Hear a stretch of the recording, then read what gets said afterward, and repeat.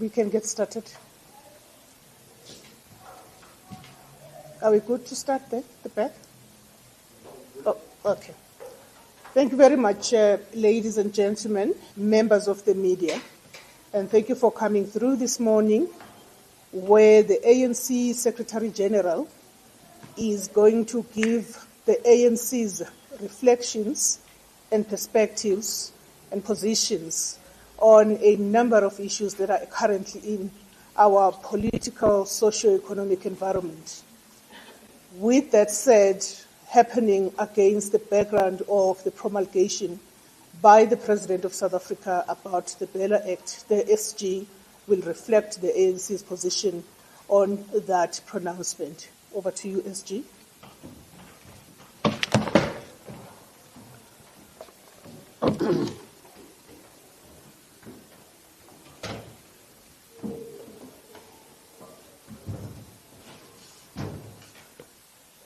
Thank you very much, Matlengi, members of the media.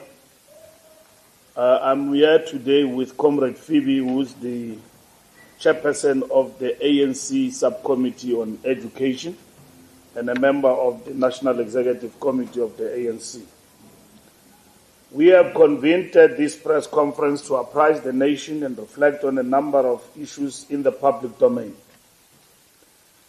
This we do as a culture and tradition of leading and connecting with the people as our movement remains rooted in society. We convene at a time of significant developments, the visits by the President of Nigeria, the President of Angola, Germany, and the handover of the G20 summit presidency to South Africa. That saw the Secretary General of the United Nations gracing our shores.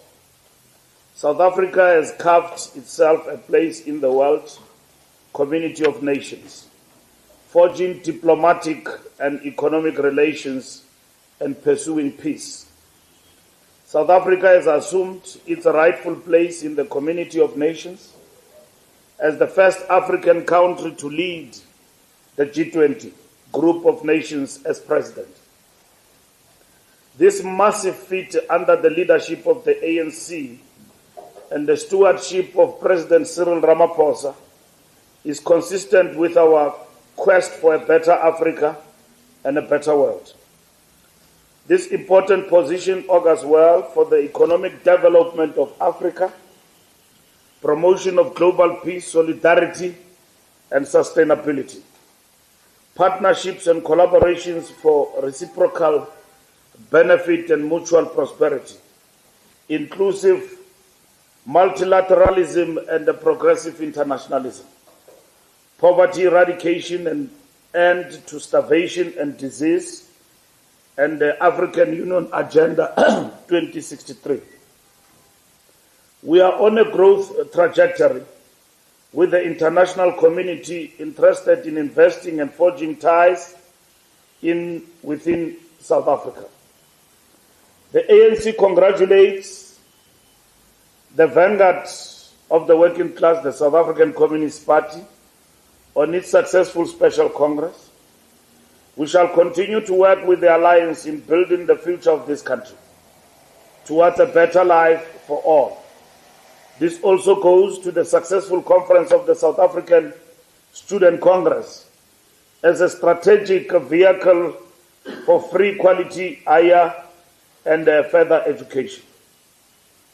The Basic Education Laws Amendment Act, the ANC welcomes the proclamation of the Basic Education Laws Amendment Act in its entirety. This marks a significant milestone in the ongoing transformation of South Africa's education system. This achievement follows years of rigorous consultations and reflects our unwavering commitment to ensuring equitable access to quality education for all South Africans, in line with the Freedom Charter. The full BELA Act heralds a new era of inclusivity, addressing historical inequalities and affirming the rights of all learners to quality education. Measures such as universal access to grade R, the elimination of corporal punishment, centralized admissions, and equitable language policies dismantle remnants of apartheid-era practices. This is a victory for constitutional values and vision of a united, non-racial, non-sexist South Africa. We are aware of the anti-transformation pushback by forces opposed to change, nostalgic of the apartheid-era past, majority rule and superiority of one language over the other. Failure to address this will be a betrayal of the generation of 1976, who rejected Afrikaans as a medium of instruction, thus relegating the majority to secondary citizenship and lack of identity in their country of birth. We denounce baseless fear-mongering by those who oppose these progressive changes, seeking to entrench outdated language hierarchies and exclude the majority from education opportunities. The ANC remains resolute in building an education system rooted in equality and inclusivity, ensuring that no child is left behind. This act is congruent with the right to education, language, culture, the recognition and respect of linguistic and cultural communities, and diversity as entrenched in the Bill of Rights. We commend the bold steps taken by President Ramaphosa by signing this into law and for calling for its immediate implementation. The Department of Basic Education should therefore move swiftly to finalize norms and standards to guide governing bodies, SGPs, and provincial heads of department. Indeed, the doors of learning and culture shall be open to all as advocated by Freedom Charter. The Government of National Unity, Clearinghouse, engagement with other political parties on this very important matter has also been important and a really test of our coming together and notwithstanding our diversity and differences. The signing of this bill is a demonstration that we are in a government of national unity, but not a meltdown or a melting pot where we agree on everything. And it is an affirmation of the correctness of our position that we need to work together as a country, as political parties, irrespective of ideological background. Other people chose not to come to the party, to come to the government of national unity as a tactical intervention post the election. We congratulate all political parties who continue to work together in this government of national unity with the ANC as the largest political party in the government of national unity. The ANC extols the government and EXCOM for achieving 289 days without load shedding since 26 March 2024. This milestone, driven by the Energy Action Plan and robust leadership by the Minister of Electricity and ESCOM board and management, is a positive step towards the stabilization of the national grid. We are a government at work. We are a government to be trusted, and trust must be earned. ESCOM has used the December summer break to intensify maintenance efforts, with over 8,000 megawatts undergoing plant servicing. These interventions have not only improved reliability, but also laid the foundation for a seamless electricity supply in the new year. However, we note with concern the utilities' 55 billion rand loss reported in its latest financials, underscoring a need for a sustained turnaround strategy. Illegal connections and infrastructure damage remain challenges that require societal collaboration and strict enforcement measures. The ANC calls for the fostering of a culture of payment for services to enable Eskom and municipalities to meet their mandates effectively.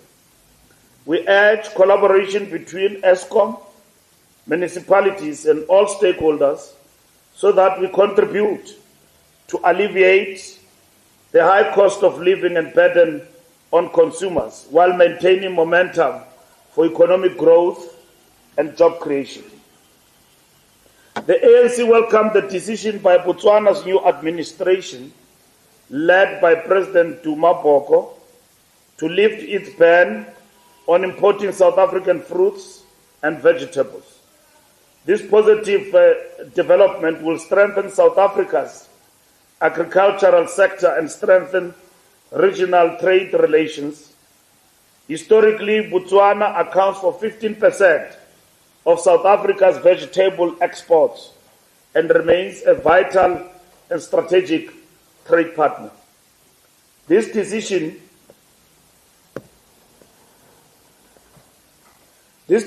reinforces the value of mutual cooperation and good neighborliness in promoting sustainable economic growth and food security by supporting the agricultural sectors in both nations. The ANC condemns the recent acts of gender-based violence and femicide in KwaZulu-Natal and other parts of the country. These highlight the ongoing scourge of violence against women and children in our society. These acts undermine human dignity, especially women and children, as the vulnerable sector of society. We call on men to show courage by speaking out, seeking help for emotional struggles, and rejecting violence as a means of resolving conflict. The ANC is committed to supporting survivors, ensuring justice for victims, and working with communities to eradicate GBV and supporting families. This fight requires collective action from all sectors of society. We must reiterate, there is no space for violence in our society. The ANC is humbled by the trust shown by the people in the recent by-elections, where we registered significant victories. Winning Ward 7 in Northern Cape from the DA grants the ANC full control of Hantam municipality, marking the third municipality regained since the 2021 local government elections. Similarly, in KwaZulu-Natal, the ANC successfully secured Ward 2 in Msunduzi from Inkatha Freedom Party. We registered a resounding victory in Skukuni by 71%, up from 37%, winning it overwhelmingly from economic freedom fighters and some new arrivalists. These victories underscore the resilience and commitment of the ANC to serve South Africans. The ANC grows by day. We thank the voters for their trust and our volunteers for their tireless efforts. The ANC reaffirms its commitment to delivering on its promises and calls on all public representatives to serve the nation with integrity and dedication.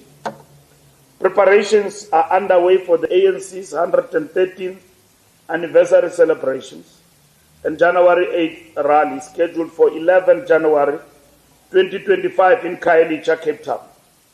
The anniversary will strengthen ANC's connection with people of the province, celebrating the resilience, culture, and contribution of the diverse people of the Western Cape. It will spotlight shared struggles and the urgent need to address the stark inequality between Cape Town's affluent areas and its impoverished communities. The ANC welcomes the Constitutional Court ruling in the residence of Bromwell Street, Woodstock, against the city of Cape Town. The ruling reinforces the commitment of our nation to undo the spatial legacy of the past, with the city of Cape Town, according to the court, placing greater emphasis on gentrification rather than spatial justice.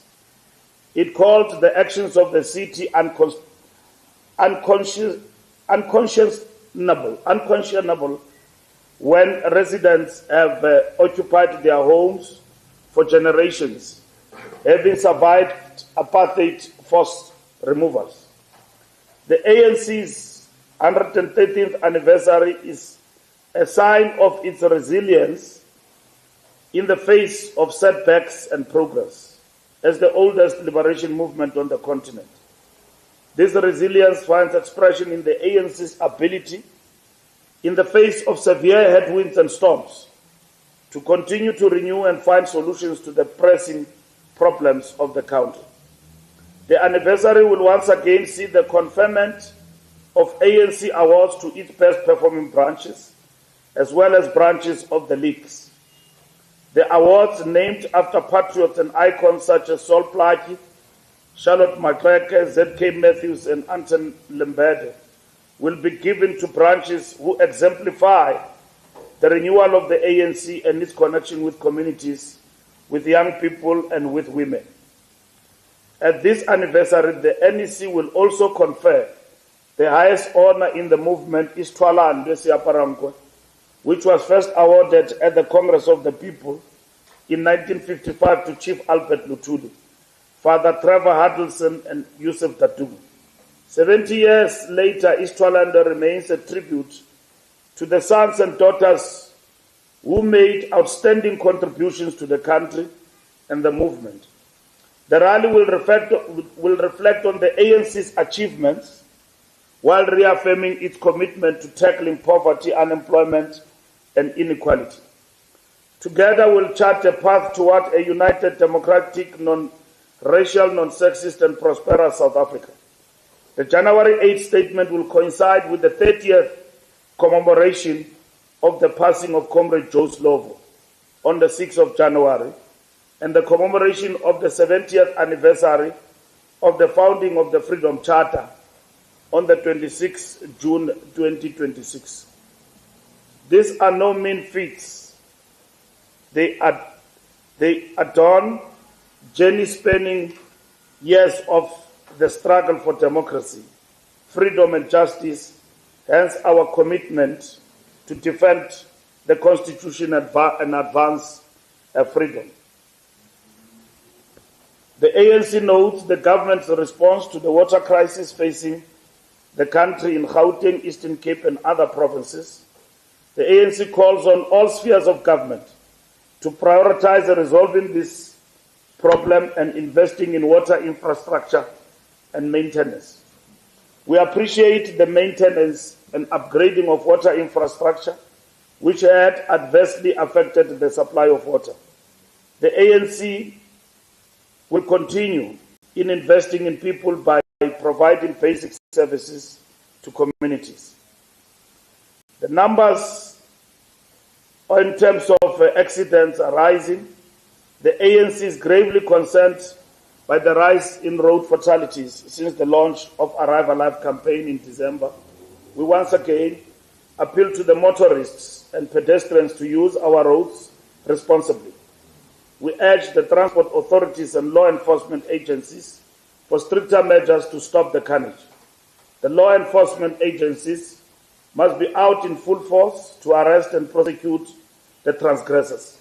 We also call on those traveling with children to ensure that they are safely secured. The loss of one life is one too many. Despite the conclusion of 2024, the challenges of 2024, the ANC has listened to the citizens' concerns and voices We have upped the game and increased the pace in addressing several challenges.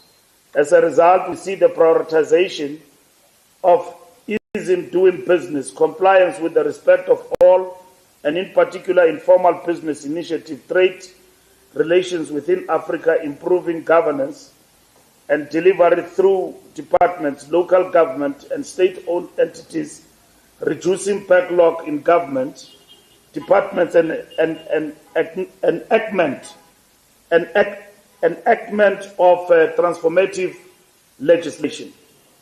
The ANC calls on all South Africans to join us in embracing progress from the transformative BELA Act to energy stability, the quest for economic emancipation and the fight against gender-based violence. We welcome President Ramaphosa's announcement on Reconciliation Day that the process towards the national dialogue in 2025 is on track to ensure all South Africans contribute to the direction of the country and its pressing challenges. Together, let us build a better future that upholds the values of liberation and ensures equality, justice, and opportunity for all. We wish all a blessed and joyful festive season. Let us share with the needy, drive and drink. Don't drink and drive on the roads. Thank you very much.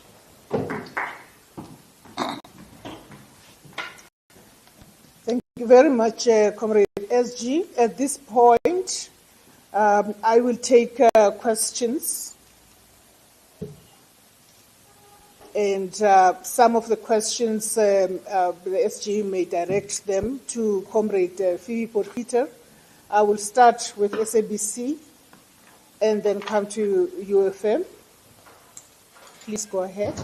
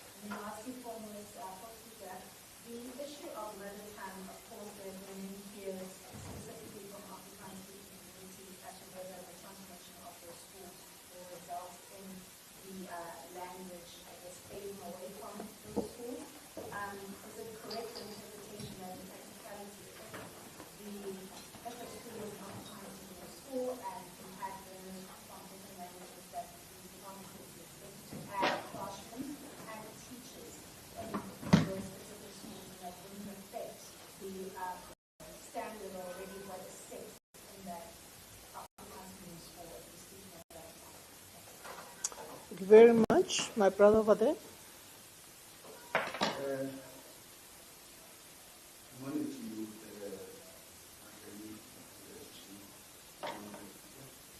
and I'm pleased with my name from wherever gender-based violence. There's been talk and talk and talk for many years till today. Women in the country, they are under attack. Things like they are continuing to be what they're doing. And as that we've been talking and the government putting resources to address this, do you think, SG, is this enough? And then from now going forward,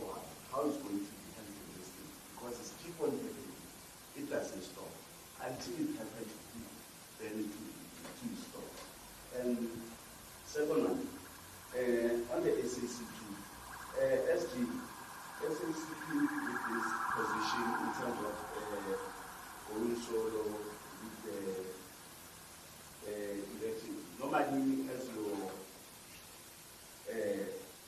alliance, SACP, when it comes to the campaigns, you always go together, working together, holding hands during the campaigns. So now you'll be going passing each other, and some of the SACP members, they are having a dual membership.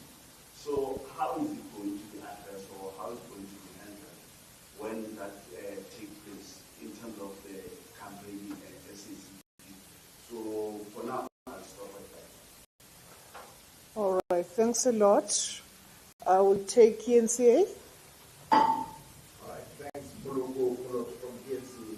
In terms of the norms and standards and regulations that ought to be developed, do you have confidence that, given the fact that that process will be championed by a DA member who is a Minister of Education, one who's not the signing ceremony of this bill to an act as it is today? I'm asking this question in the context of the statement that was issued by the DA leader, John Steven Mason, in reaction to the proclamation by the President yesterday, because he keeps emphasizing in the statement that it is the DA minister who will be leading that process. Do you believe that she will approach this process in a manner that will be in the interest of one and all, primarily because she doesn't surely did not agree with this, her party did not agree with this. But secondly, how do you see, considering the fact that power is like, in terms of the BELA Act, is going to be constituted within the provincial heads of department? Take the Western Cape, for instance, where the DA is coming. Do you anticipate perhaps some incongruence in terms of how the Western Cape will be dealing with that process as compared to other provinces? Lastly, was the Khayelitsha Stadium the first choice of the ANC? Because I understand that, and correct me if I am wrong, I understand that you initially wanted the DHL Stadium and you did not succeed. What were the reasons, if indeed DHL was your first preference for the January 8th celebration? Thank you very much. I will, at this point, turn to the panel. SG, I would suggest that Comrade Phoebe comes first to respond to that particular question, and then we'll take the SG.